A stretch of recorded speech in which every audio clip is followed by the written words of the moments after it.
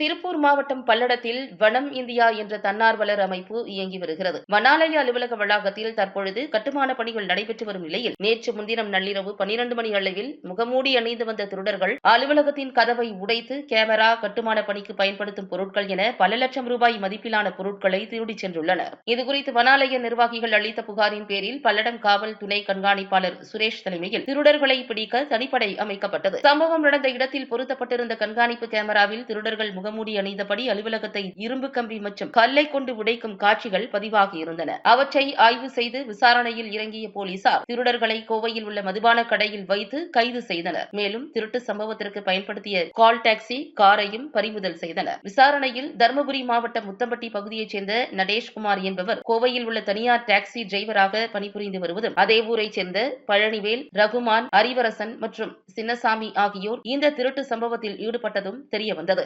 இரவில் இதுபோன்ற திருட்டு சம்பவங்களில் தொடர்ச்சியாக ஈடுபட்டு வந்ததும், அதில் கிடைக்கும் பொருட்களை பெற்று பகல் நேரங்களில் அந்த பணத்தை வைத்து சுற்றுலா செல்வதையும் வாடிக்கையாக கொண்டுள்ளனர். இந்த திருட்டு சம்பவத்தில் ஈடுபட்ட நபர்கள் மீது ஏற்கனவே பல்வேறு வழக்குகள் நிலுவையில் உள்ளதும் தெரியவந்துள்ளது. கைது செய்யப்பட்ட 5 பேரையும் நீதிமன்றத்தில் ஆஜர்படுத்தி சிறையில் அடைத்தனர்.